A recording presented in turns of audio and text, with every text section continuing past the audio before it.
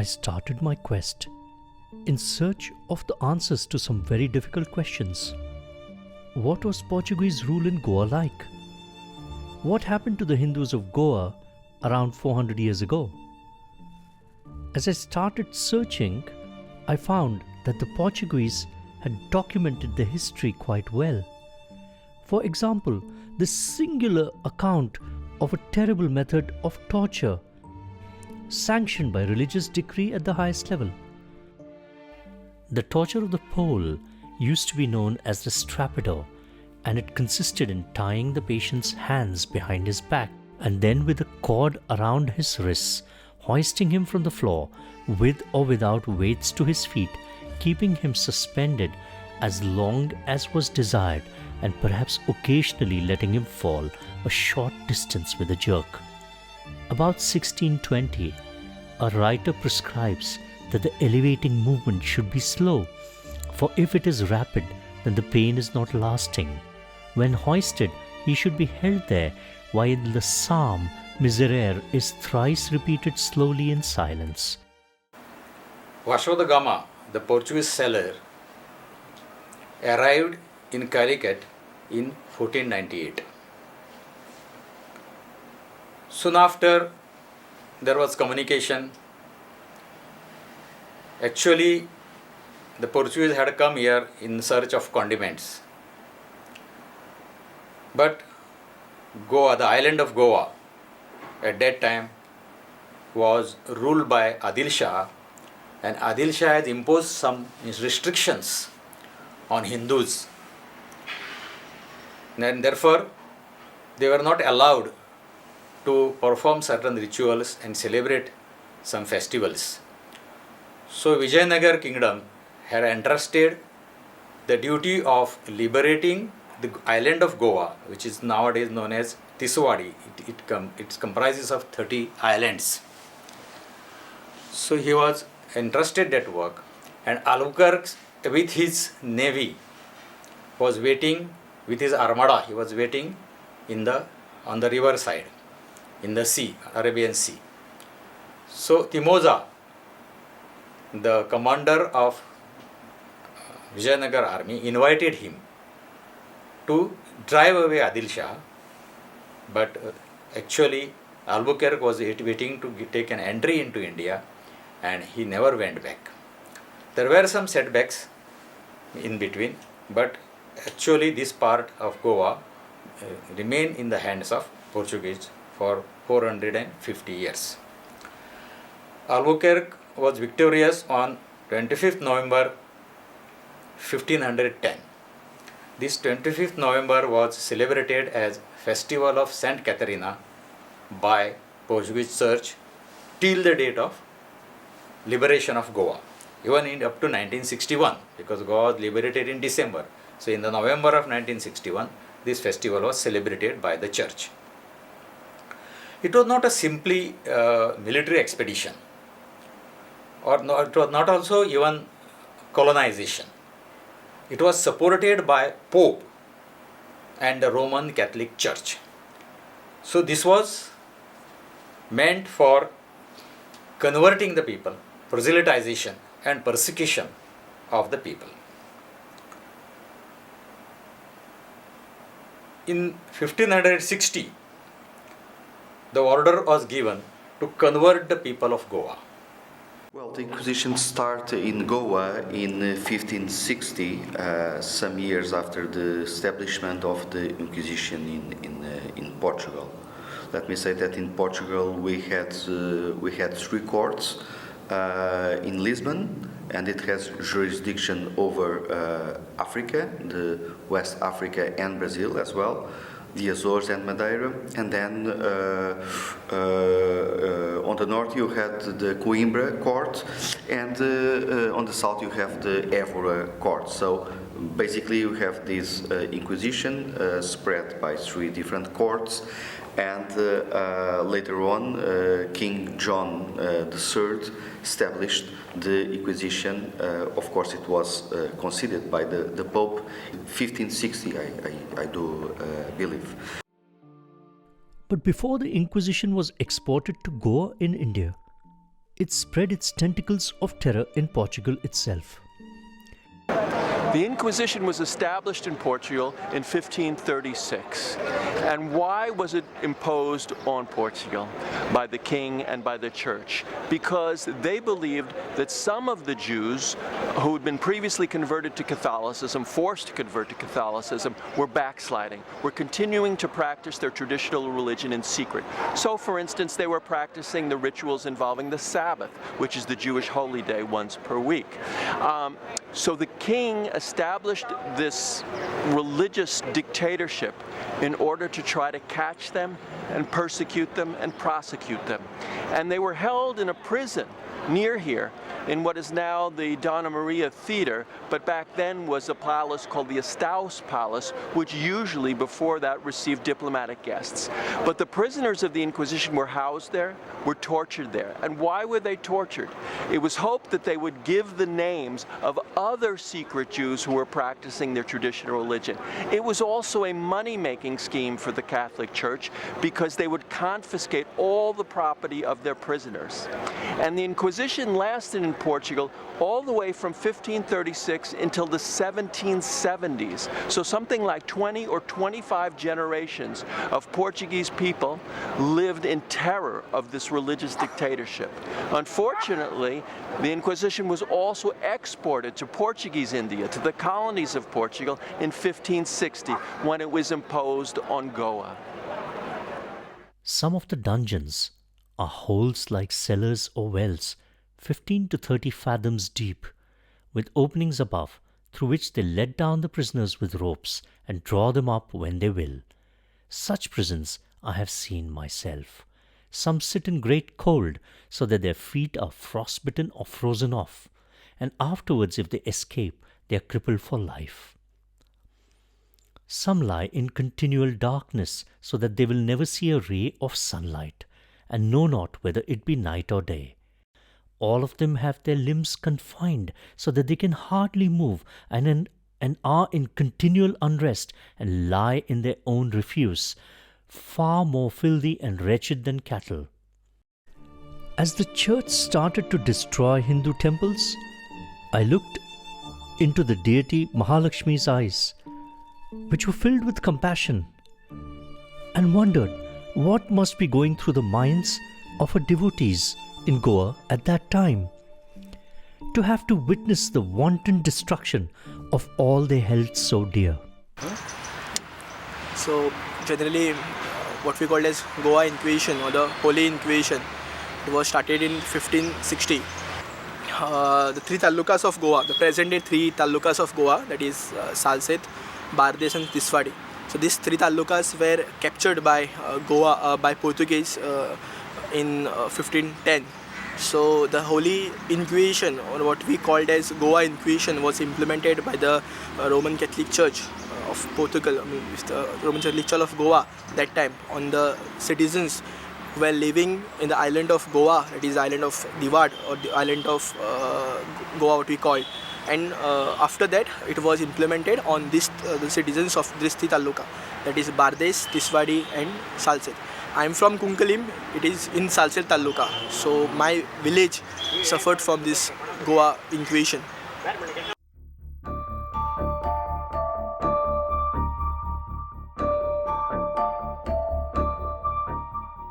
The Portugal of today bears scarce resemblance to the Portugal of the 1600s.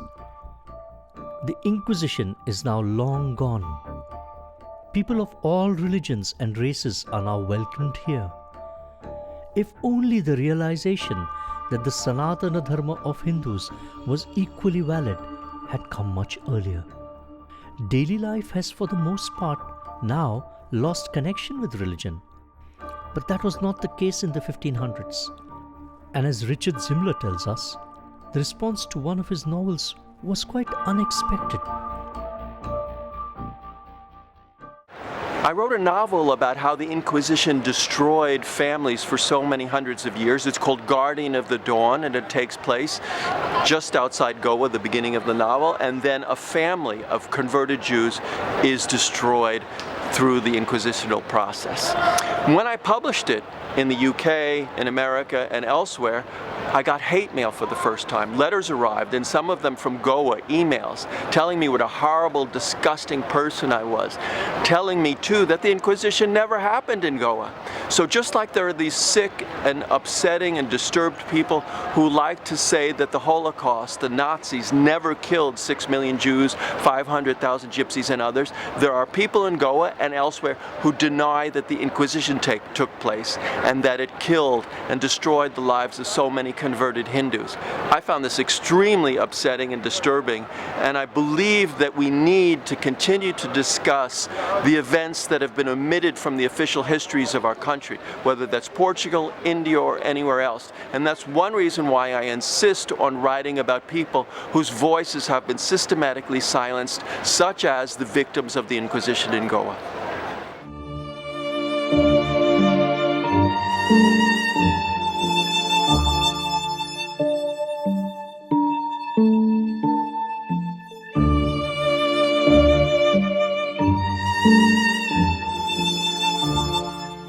This was not simply a military expedition, but it was a war of colonization supported by Pope of Roman Catholic Church. In 1560, order was given to convert the people. The order was as follows: accept Christianity, run away, or be prepared to die. At this time, more than 3,45,000 people were converted. We can imagine how prosperous this area was, because even when Goa was liberated, Goa's population, total population, was 5 lakh. So this is the number of the people converted in 4 tehsils of today. At that time there were 3 tehsils. So you can imagine how prosperous this area was, this land was. One of the most terrible laws passed by the Portuguese authorities was that of the forcible conversion of Hindu orphans. On March the 28th, 1559, Dessai issued the following order, which struck terror into the hearts of the Hindus.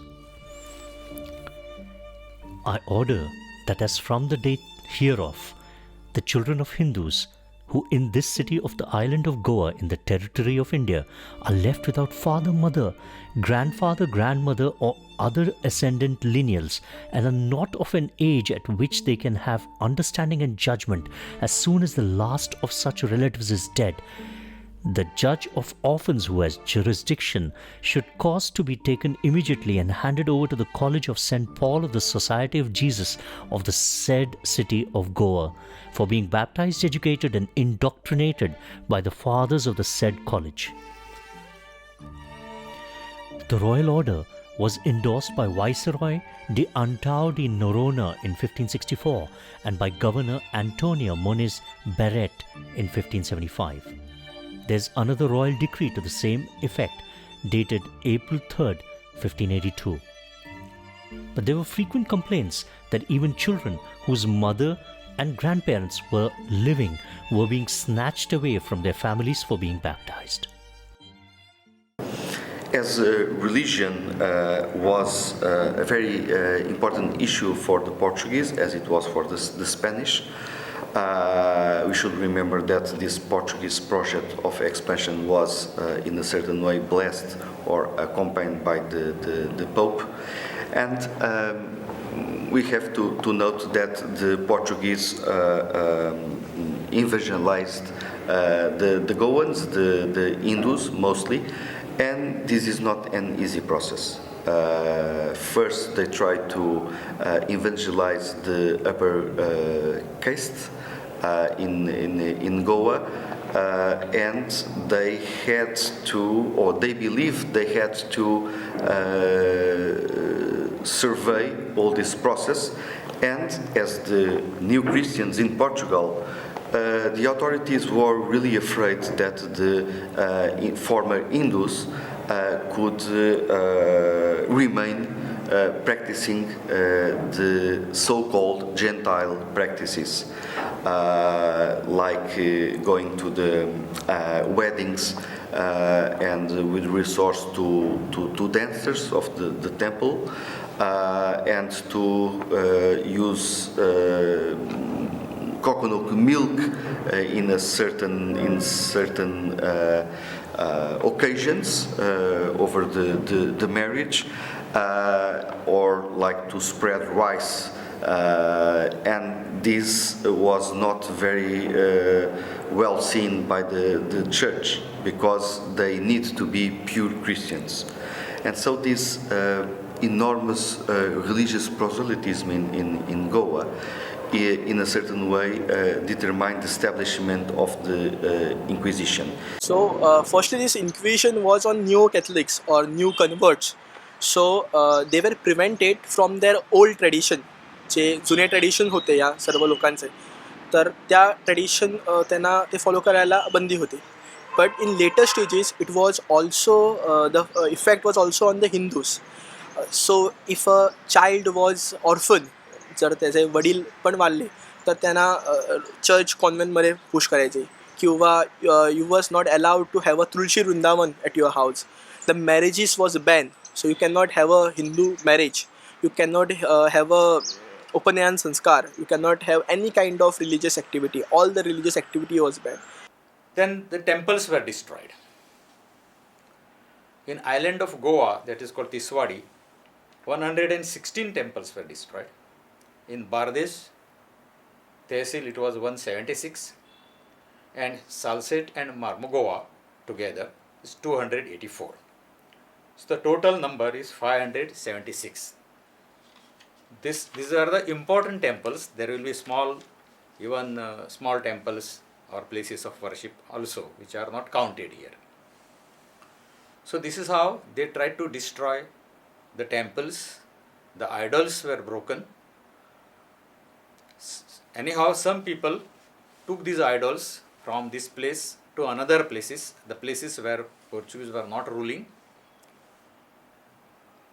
For them it was like their own identity. It is something like, we say, modern days we think of a flag. In the same manner, they thought of an idol made of stone. Before Inquisition also, the mass scale destruction of temples happened. So, it is in Salsette only around 300 to 400 temples were destroyed by the captain of Rasol fort. And in all three talukas, the most of the temples were destroyed. The Saptakoteshwar temple at Narve in Goa is considered to be one of the sites of 6 great temples to Shiva in the area of the Konkan. The temple to Saptakoteshwar was originally built by the Kadamba dynasty king for his wife Kamla Devi, who was a great devotee of Shankara. The Kadamba kingdom was conquered by the Bahmani Sultan in 1352 for around 14 years, when the Saptakoteshwar temple was dug up. The Saptakoteshwar temple was demolished in 1560 by the Portuguese. A chapel which was dedicated to Nossa Senhora de Candelaria was erected in its place. The Shivlinga was actually used as a well shaft until some Hindu Mahajans managed to rescue it. The Murti was then smuggled across the river to Bicholim Taluka, and it was then installed in a brand new temple. This temple was then revamped in the year 1668 by the great Maratha king Shivaji. This village of Narve can be reached by a difficult route that requires a ferry boat from the island of Divar.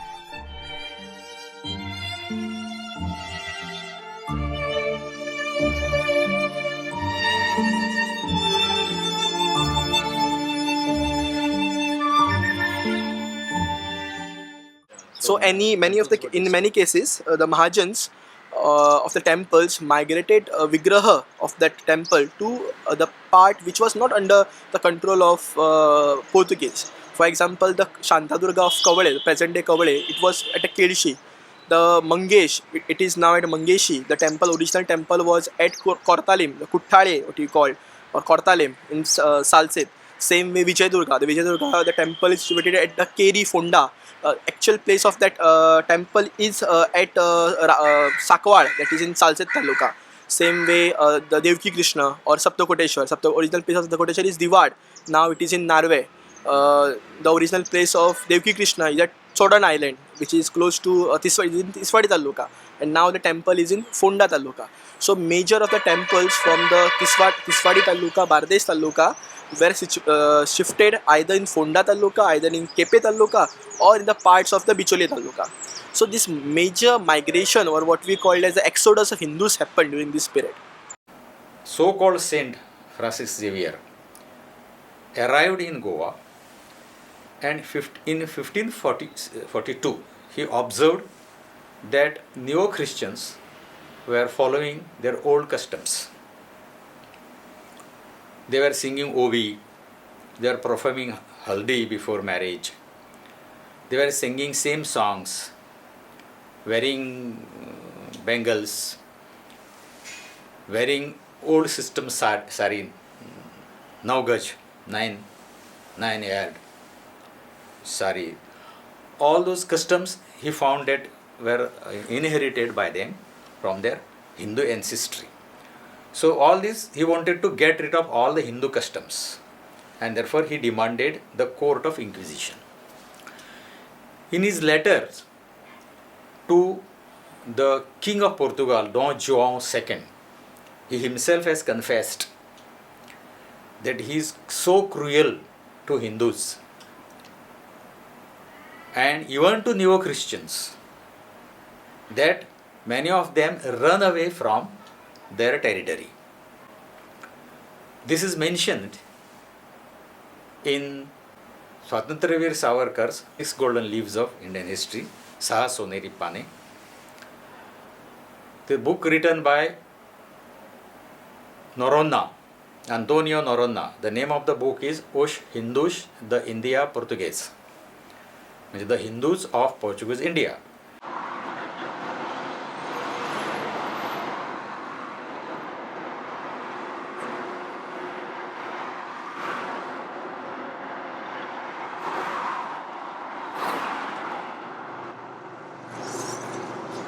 The Inquisition tortured its prisoners, and why did it do that? Because it wanted to get the names of other people who were continuing to practice Judaism in secret. So for as little as washing your sheets on a Friday before the Sabbath, you could be arrested, and then you'd have your hands tied behind your back, latched up on a pulley, and you'd be pulled up to the ceiling and then dropped very quickly to break your arms or take your shoulders out of their sockets.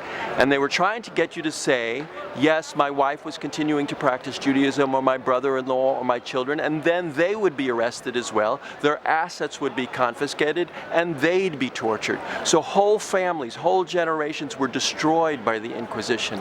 And it continued in Portugal from 1536 all the way up to about the 1770s, when it was dismantled by the Marquis of Pombal, one of the great Portuguese prime ministers. Unfortunately, the Inquisition was exported to Portuguese India starting in 1560. It was imposed on Goa, and there, instead of going after converted Jews, it went after converted Hindus. So you could be arrested for as little as whispering a prayer to Ganesha, or making an offering to a shrine that you kept in your home. And again, if you were arrested, you would be taken to the Inquisitional prison in Goa, where you would be tortured because they wanted the names of your family and friends who were continuing to practice Hinduism. And this lasted all the way from 1560 until 1820. So you can imagine the number of generations, the fear, the horror that engendered in the population of Goa. Unfortunately, there still are vestiges of the psychological trauma that's created in the people of both Portugal and Goa. If you walk around Portugal today, you will see that people keep their blinds and their curtains closed. They build huge walls around their homes, because in Portugal you do not want to discuss your private life, your beliefs, your religious beliefs, or any other beliefs with anyone outside your family.